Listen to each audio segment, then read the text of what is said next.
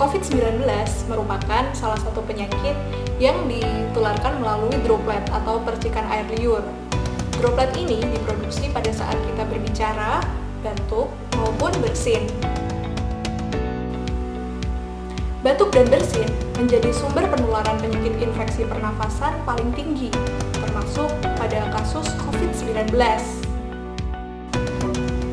Faktanya, dalam sekali batuk, kita bisa memproduksi sekitar 3.000 droplets. Sedangkan ketika kita bersin, kita bisa memproduksi sekitar 40.000 droplets loh. Etika batuk dan bersin adalah salah satu upaya untuk mencegah tersebarnya droplet. Maka dari itu, penting untuk menerapkan etika batuk dan bersin yang benar agar tidak menularkan penyakit. Nah, sebelum mengetahui etika batuk dan bersin yang benar, mari kita lihat dulu contoh batuk dan bersin yang tidak tepat.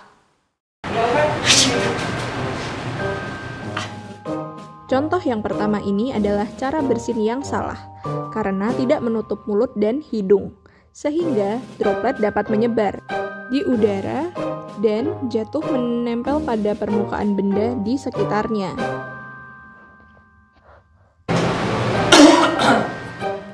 Yang kedua juga merupakan cara batuk yang salah, karena menutup mulut dengan menggunakan telapak tangan, sehingga droplet dapat menempel di tangan dan dapat menular saat kita berjabat tangan. Lalu bagaimana sih etika batuk dan bersin yang benar? Yuk kita simak penjelasan berikut ini.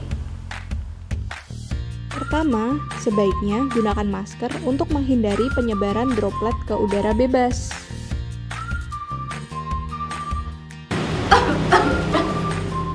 Dua, jika tidak ada masker, gunakan tisu untuk menutup mulut dan hidung, lalu jangan lupa untuk segera dibuang ke tempat sampah.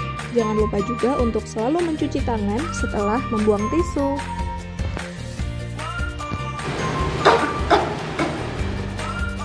Ketiga, jika tidak ada masker dan tisu, tutup mulut dan hidung dengan siku bagian dalam, dan jangan sentuh area tersebut ya.